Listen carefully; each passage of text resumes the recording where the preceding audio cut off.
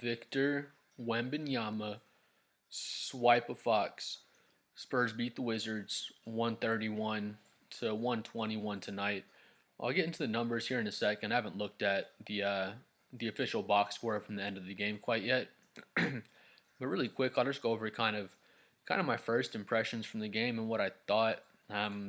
Not proud of the Spurs win. Yeah, we won the game, but we just really played down to the Wizards level, in my opinion. The Wizards have won 9 games all season. No offense to Wizards fans, but they're pretty much in full on tank mode. And like I said, we won again, but a game like this makes me wonder if we're in tank mode. We're not in full on tank mode, of course. I can say that, but just with the lineups we play and just with stuff like this game, we shouldn't be in like a four quarter life or death battle with the Washington Wizards, who've only won 9 games all season. Probably the last like 2 or 3 minutes of the game, well, probably even with like 1 minute left or so, it was a 6 point game still. So I would say I never really felt nervous in the game so much, but I felt like I said, not proud of the guys for just letting Washington even stay in the game. We can't put together a full 4 quarter game, where we're just playing consistently for the full game, and we can't put teams away. You know what I mean? We can't just push our lead up to 30 points. We were up 20, I believe, in the first quarter, or close to 20 points. Then we can't just push it up to 30 points or even 25 points, and then just, you know what I mean, just push the team back and just keep the lead the whole time. If you didn't watch when the game started, it was probably like halfway into the first quarter. So Wemby already hit like 4 threes. He hit, it felt like 4 in a row at one point. It wasn't all back-to-back possessions, but he made 4 for 4 basically to start the game. He made a one-legged fall-away jumper on the corner from the mid-range that was nasty as well in the fourth quarter. But yeah, we went on a 22-0 run at one point. I think we are up like 18 or so, and that run happened in 3 minutes. So in 3 minutes, we scored 22 points. They scored no points, and I was thinking, all right, we're about to blow these dudes out. We're up 40-22, I think, at that point, and I was like, all right, we're about to blow the Wizards out. Let's put them away. But then, of course, like I said, we played down to the level of competition, and it was almost like we were playing like pickup ball, like full court 5-on-5 pickup ball or something. We'll get into the numbers. I say it was like pickup ball because we played really professionally and moved the ball around really well. Like I said, in the first quarter, we pretty much were destroying them, and then second quarter we just kind of slow down and just start playing to their pace, just start taking, just kind of lazy shots, playing lazy defense. It seemed like, honestly, comment below what you think, but for every single open shot we would get, we'd give up the same amount of open shots to Washington. For every defensive breakdown Washington would have, we'd have a defensive breakdown as well. We didn't outplay Washington. We just had the better players on our team, to be honest.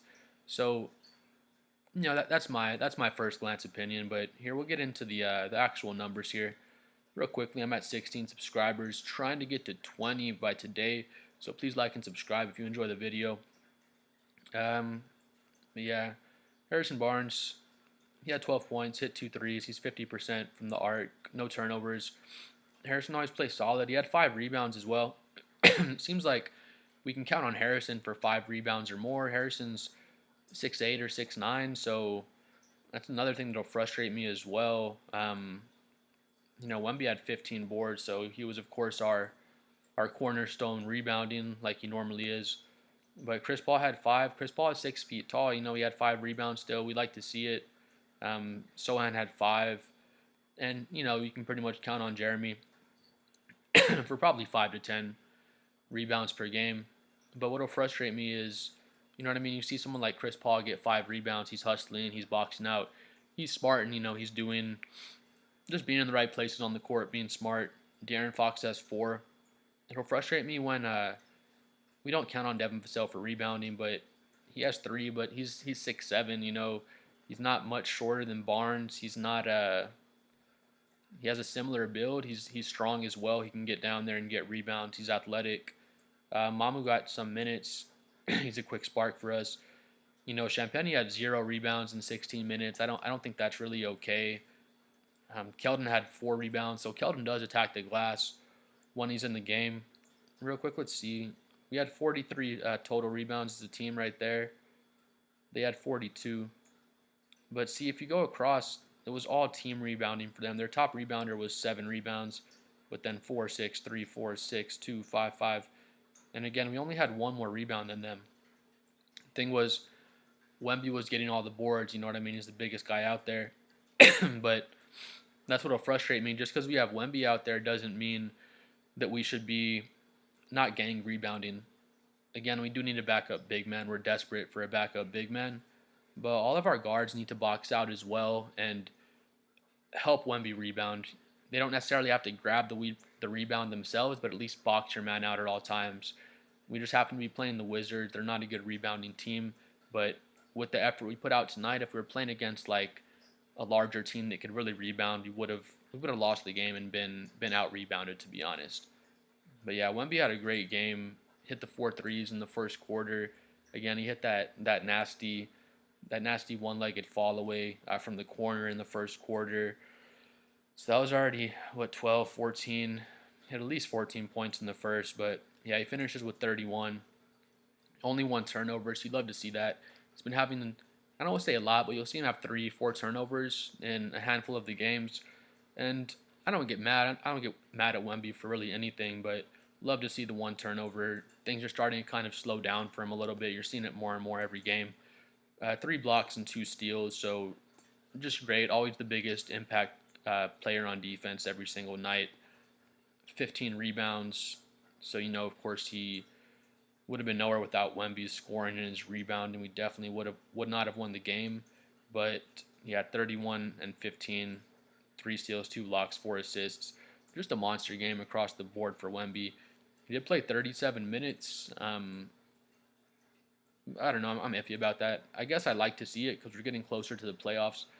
Comment below what you think. I'm confused still. I don't know if feels like we're half tanking. We're not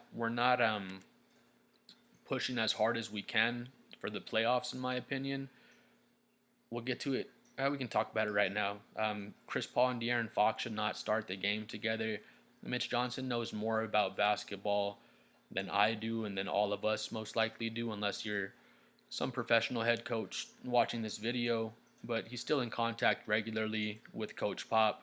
Again, Mitch Johnson's been with the team for a while. He knows basketball better than us.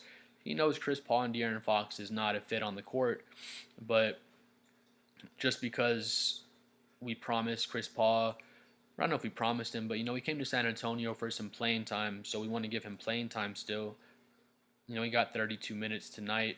He had 8 points, 10 assists, 2 steals, 5 boards. He had a really good game, honestly. He's only 2 for 6 from the field, but he's just being more of a floor general these days.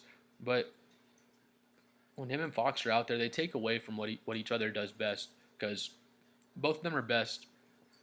Excuse me. They're both best with the ball in their hands, running the pick and roll or pick and pop with Victor, another big man, with Jeremy Sohan, somebody, but they're both best at operating off of a screen, basically. So there's not enough time on the shot clock for us to be, hey, let's do a screen action with Chris Paul, and now, hey, let's do another one for De'Aaron Fox. We can only do so many screen actions per possession. And then if De'Aaron Fox is the one running off the screen, Chris Paul is just spotted up, and he's pretty much negated because he's not a very great spot-up shooter. Same thing with De'Aaron Fox. If Chris Paul is running the action, De'Aaron Fox is spotted up on the wing or the corner, and it just negates what they do well. With that being said, they both had very good games. I'll get into De'Aaron Fox's numbers, but it was just because the Wizards have only won 9 games all season. They're 9-43, and again, this is not to bash on Washington fans. Just like the Spurs a few seasons ago, we were terrible, but we knew we were tanking, and Washington knows that they're in the Cooper Flag race. They're trying to get Cooper Flag or Ace Bailey or Dylan Harper, one of these blue chip draft prospects. But yeah, that's the only reason Paul and Fox both had a great game. because again, they both had the same amount of minutes. They were staggered a little bit, but they played a lot of time together as well. Which again, let me know below what you think. But I think it's just so dumb to play them together again. It just negates both of their strengths. But yeah, with that being said, De'Aaron Fox was plus 23. Nobody could stay in front of him. Nobody could guard him. All they could do was foul him every time he would blow by. But yeah, he finished with 30 points, only one turnover, 6 assists, 4 rebounds. He did have the one steal, 15 for 18 from the free throw line. And if you've seen De'Aaron Fox play before, he's not flopping. He's not foul baiting wouldn't be the word. He will do the swipe through, on the dribble, and he'll swipe through your arms and do stuff like that. He's really crafty. He'll do the deceleration step, all sorts of Euro steps, but just pretty much the fastest player on the court with the ball almost all the time when he's in the game. I can't think of a faster guy in the league. Comment below if you can think of one. But yeah, De'Aaron, 7 for 14 from the field. So scores 30 points on only 14 shots. Really, really efficient. The 6 assists with only the one turnover. And yeah, 15 for 18 from the free throw line. 1 for 4 from 3, but I'm fine with that. For De'Aaron, for me, it's like take 4 to 6 threes per game. Sometimes he'll be hot. Sometimes he won't. We don't need him taking like 10 plus threes or anything, but he has to keep the defense honest and take some. But yeah, he was probably,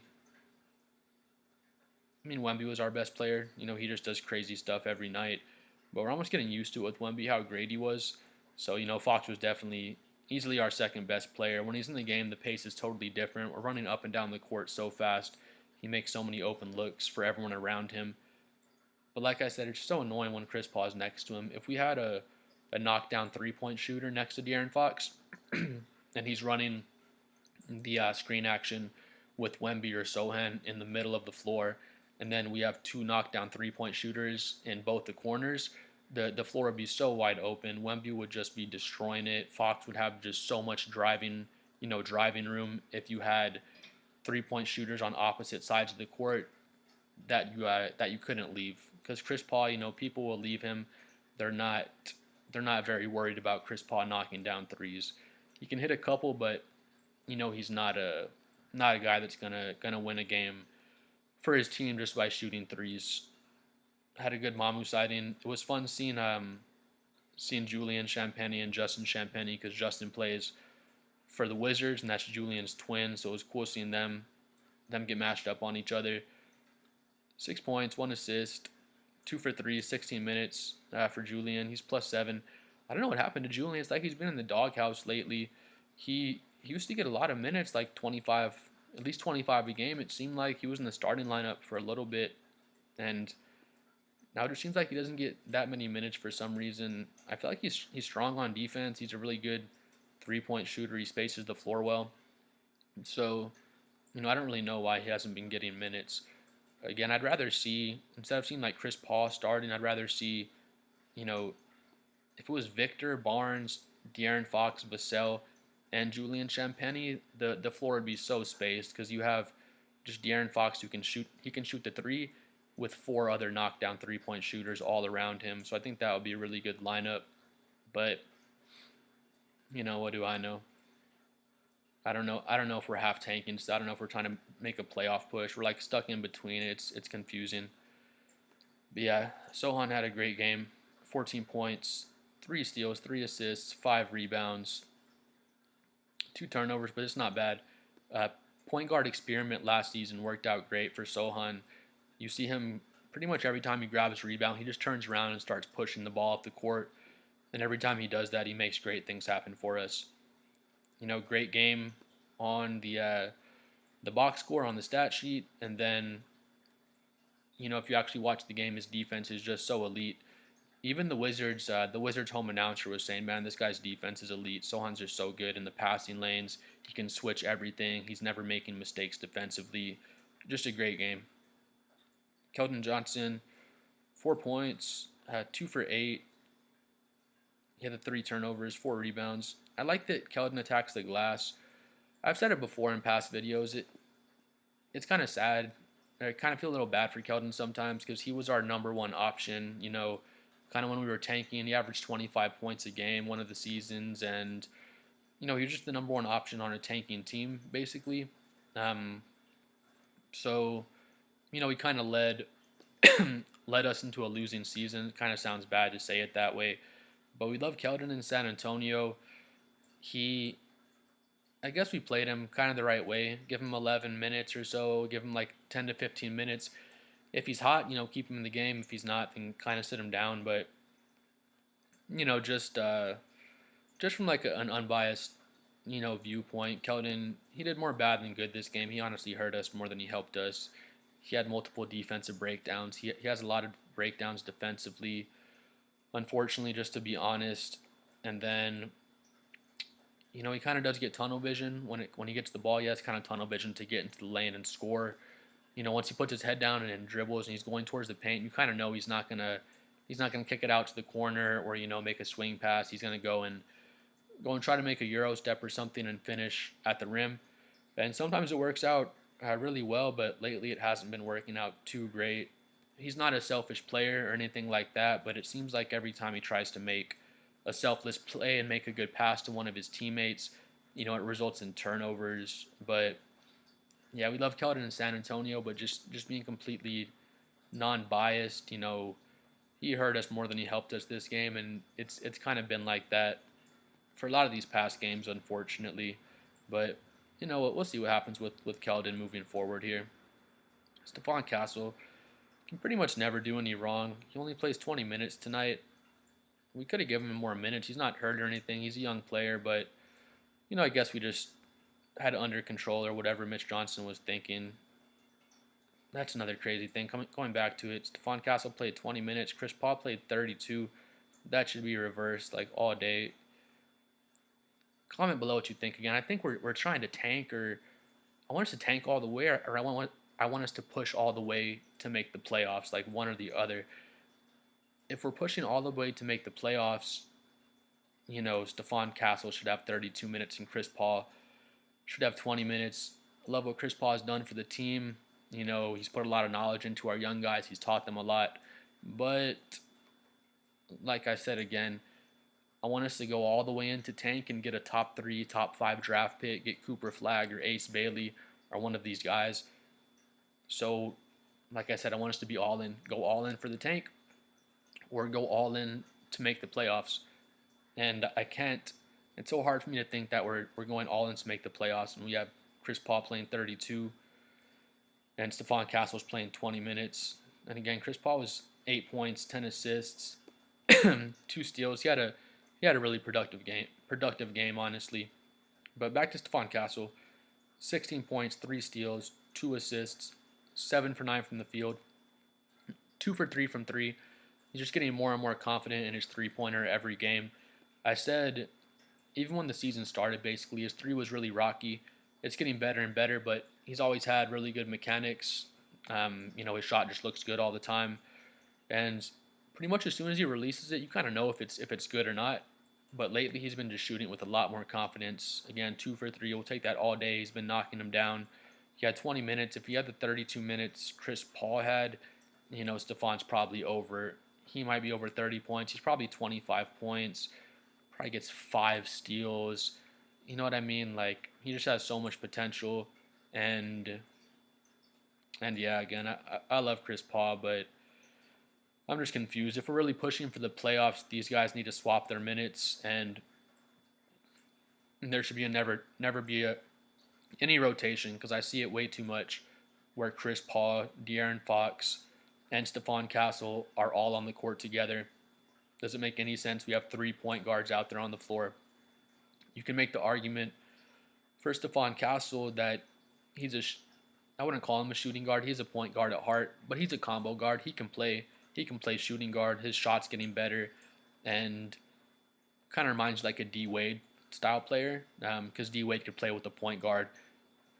Steph Castle's driving reminds me of D Wade a lot. Honestly, he'll catch he'll catch on the 3 point line, kind of jab this way, and then just go hard left and get all sorts of fouls and all sorts of finishes. So even with his 3 point shot not being great, it is improving, but with his 3 pointer not being great, Stephon Castle can still play with a point guard and play very well off ball. Get buckets off ball, where Chris Paul cannot play off ball, honestly. He just turns into a spot up shooter, which isn't his strength. De'Aaron Fox can play a little bit off ball, but like I said earlier, just negating all the things he does best. You want the ball to be in De'Aaron Fox's hands. If he's in the game, you want the ball in his hands pretty much all the time. Have him be the guy that's initiating everything and creating our offense, and it just makes things so much easier for everybody else. But yeah, on to Washington. Super impressive for a game for Washington, honestly. I'm sure their fans are probably proud of them, even though they didn't win the game. But yeah, if you just look down the whole line, they had nobody that played minutes for Washington on their team. They had some did not plays coaches' decisions. They just didn't get in the game. But yeah, their whole 9-man rotation, they all scored double digits, which is super impressive. 17 points, 11, 16, 10, 10, 18, 14, 14, 11. Just really impressive. And that's another reason why I'm like pissed with the Spurs. It's like we should not have, some team that's won 9 games have every single player that comes in the game, able to score double digits on us. Um, cool Koulibaly, I think is how you say his name. He got a quick dunk on Wemby.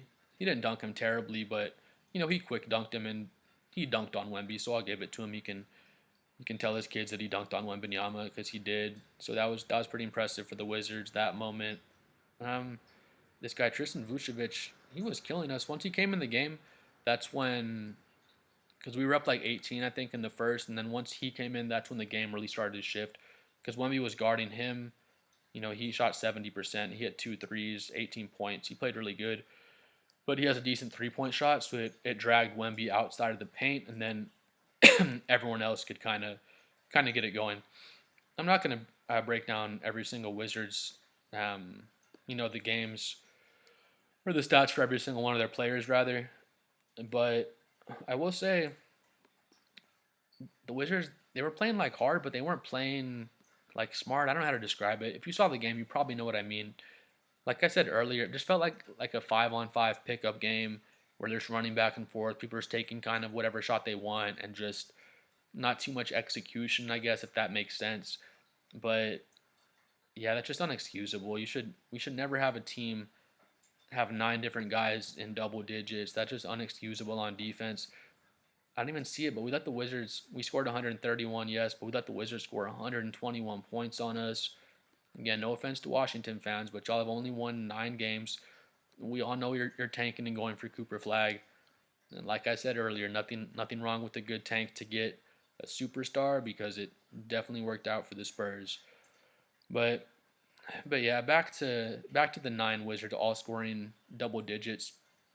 That's another thing. Having De'Aaron Fox and Chris Paul in there on defense together, we're just automatically undersized because Chris Paul is 6 foot. I think De'Aaron's 6'4", 6'5" or so. He has a really long wingspan, so De'Aaron, he can play a little bit above his size, but Chris Paul is guarding their point guard, and then most guys are blowing by Chris Paul these days. Not to be rude to Chris Paul, but he's not as quick as he used to be back in the day. And then you have De'Aaron Fox guarding, a shooting guard. He might be guarding a 6'6", 6'7" dude on the other team, and it just makes it tough on De'Aaron Fox, where he might be guarding just a a bigger, not so much a taller, but like a stronger shooting guard, DeMar DeRozan type or something that can just get in the post and just give him all types of trouble with his size and strength. And then you'll see it quite a bit, honestly, when the two of them are in there. The other team will post up De'Aaron Fox, and it's just taking even more energy from him trying to guard people in the post and just guarding bigger guys than him. When normally he'd be guarding the guy Chris Paul is guarding, the other team's shooting guard, and be most effective because he's the fastest guy on the court. He should be guarding the other team's point guard.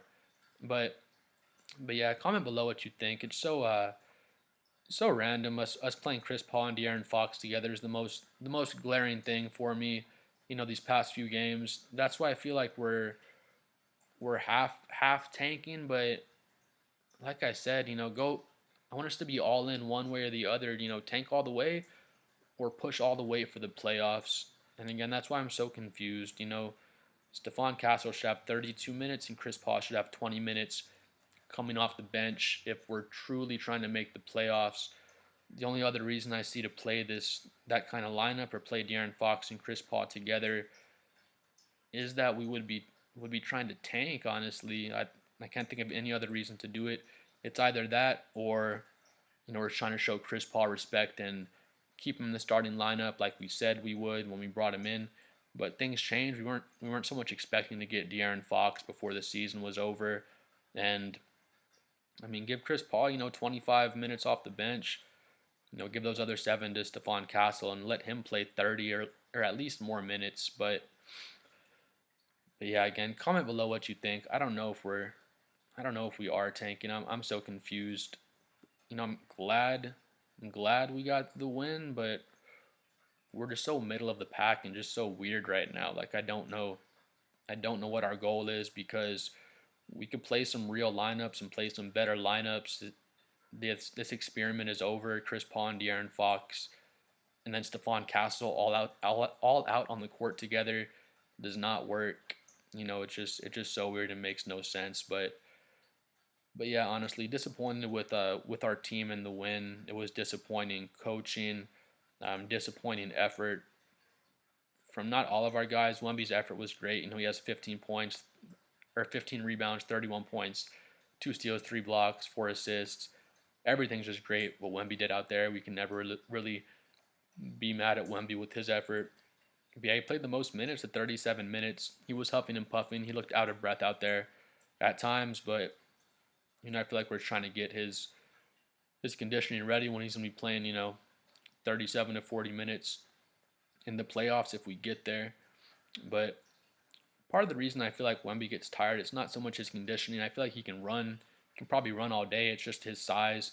He needs to put on some more strength so he can deal with battling with people in the post.